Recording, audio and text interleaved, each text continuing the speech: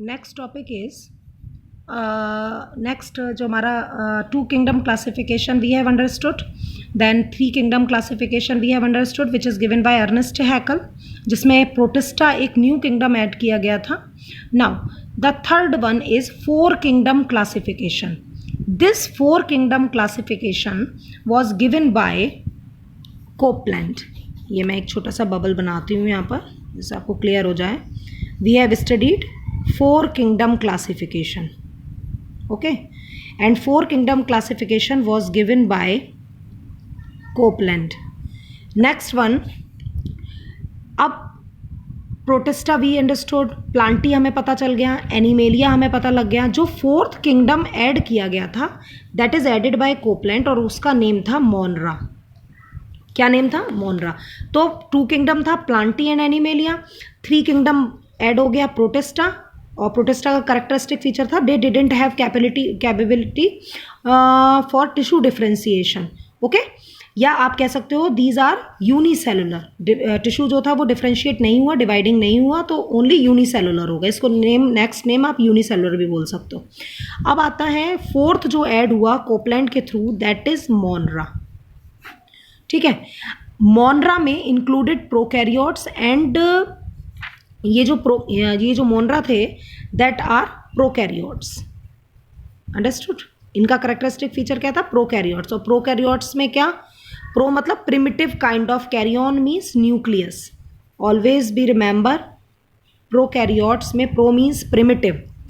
And what about primitive? Primitive means not well differentiated या not organised nucleus. कोई organised nucleus नहीं है, that's why they are primitive. Karyon means nucleus. It means कि primitive kind of nucleus are present and all the organism included in a kingdom known as Monera and the Monera term given by Copeland. Understood? So this is all about the 4 kingdom classification system. You have to understand what is a new addition in this particular kind of kingdom, and the particular kingdom is given by this scientist, this biologist. ये आपको learn रखना है. Come to the next point, 5 kingdom classification. 5 kingdom classification जो दिया गया था that is given by R.H. Whittaker. R.H. Whittaker ने 5 kingdom classification दिया था.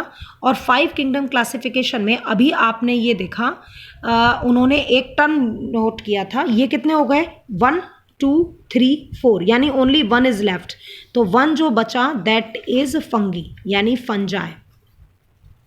ठीक है, इस फंजाई में जो करेक्टरिस्टिक फीचर था वो क्या था? These all are non photosynthetic. Non photosynthetic. तो जो R.H. विटेकर थे उन्होंने एक सेपरेट किंगडम रेडी रखा और उसका नाम दिया उन्होंने ही created fungi. It is a separate kingdom given by R.H. Whittaker. Understood? तो फंजाई का characteristic feature if someone ask you तो आप क्या बोलेंगे? Non photosynthetic. सब पढ़ रखा है बट ऑर्गेनाइज्ड नहीं है. ठीक, तो थोड़ा सा आप उसको रिवाइंड कीजिए अपने माइंड को. इसके बाद एक लास्ट किंगडम बचेगा that is 6th.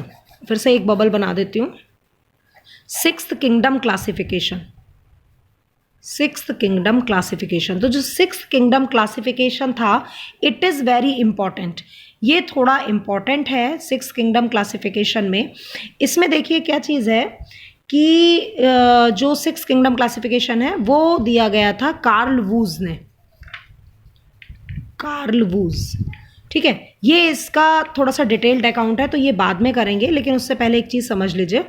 Karl Woese ने दिया था और कार्ल वूज ने 6th में ऐड क्या किया था? ही एडेड 3 डोमेन्स. उन्होंने क्या किया? 6 किंगडम क्लासिफिकेशन तैयार किया and classified organism into 3 domains. 3 domains बना दिए, मतलब 3 ग्रुप्स तैयार कर दिए, बड़े ग्रुप्स तैयार किए. फर्स्ट ग्रुप को उन्होंने बोला Archie. What they have? Archie. ARCHAE. Second उन्होंने बोला बैक्टीरिया. एंड थर्ड उन्होंने बोला यूकैरिया. यूकैरिया. ओके, एंड डिवाइडेड मोनरा, और जो ये मोनरा था यहाँ पर जो दिया गया था कोपलैंड के थ्रू, इस मोनरा को उन्होंने 2 पार्ट्स में डिवाइड कर दिया। क्या बोला? Archie bacteria and you bacteria. It is given in your book, तो आप एक बार चेक कर सकते हो, Archie bacteria and you bacteria. ठीक है, तो ये कितने हो गए आपके? 6 किंगडम हो गए आपके। यानी कार्ल वूस ने 6 किंगडम क्लासिफिकेशन सिस्टम तैयार किया। उन्होंने ऑर्गेनिजम्स को 3 डोमेन्स में डिवाइड किया, Archie, bacteria and यूकैरिया, and divided मोनरा into Archie bacteria and you bacteria. ठीक है, तो उन्होंने ये फर्दर डिवीजन तैयार किया। तो ये जो 6 किंगडम क्लासिफिकेशन दिया था वो किसके थ्रू दिया गया था? कार्ल वूस के थ्रू। तो this is all about the biological classification. पहला मैं फिर से बता देती हूँ आप लोगों को, 2 kingdom classification given by Linnaeus, जिसमें प्लांटिया एंड एनिमेलिया दिया गया, and 3rd kingdom classification given by Ernest Haeckel, in which Plantae Animalia तो पहले से थे ही added Protista group. Protista means all those organism which do not have the capability of tissue differentiation, these are known as Protista. Now the 3rd classification, जो 3rd वाला था, sorry जो 4 kingdom classification था, that is given by Copeland and he added मोनरा group. उन्होंने मोनरा दिया गया था, and मोनरा जो थे दे इंक्लूडेड प्रोकैरियोट्स इन दिस। जितने भी प्रोकैरियोट्स थे वो इसमें ऐड किए जाएंगे, और प्रोकैरियोट्स में आपका आते हैं बैक्टीरियाज हैं, मोनरा हैं, ये सब आएंगे। सेकंड वन, 5 किंगडम क्लासिफिकेशन जो था that is given by Ernest Haeckel, और Ernest Haeckel added a kingdom known as fungi. Fungi is a non photosynthetic. And the 6th kingdom classification is given by Carl Woese, or Carl Woese classified or living organism into 3 domains, archaea, then bacteria, then eukarya, and he subdivided monera। मोनरा में जिसमें आप only bacteria आते हैं, और तो यहाँ पर Copeland ने जो बैक्टीरिया थे सारे बैक्टीरिया एक ही ग्रुप में एक ही किंगडम में डाल दिए थे, दैट इज मोनरा। बट इन्होंने, इट मीन्स कि कार्ल वूस ने क्या किया कि भाई सारे बैक्टीरिया इट्स और not all the same type, तो उन्होंने क्या किया, उनको डिफाइन कर दिया कि अच्छा जिनके पास those who have the well defined nucleus, well organised nucleus, they are categorised into eubacteria, but those have primitive kind of nucleus या primitive kind of bacteria, they are known as archaebacteria. तो ये भी एक अच्छी चीज़ थी। इसमें ये हुआ कि सारी ही चीज़ें, जितने भी ऑर्गेनिजम्स थे माइक्रो लेवल पर या मॉलिकुलर लेवल पर, वो हम सब लोगों को प्रॉपरली डिफाइन हो चुके थे। तो आज आप इतना करें और इसको रिवाइज कीजिए। If you have any confusion then you can ask me.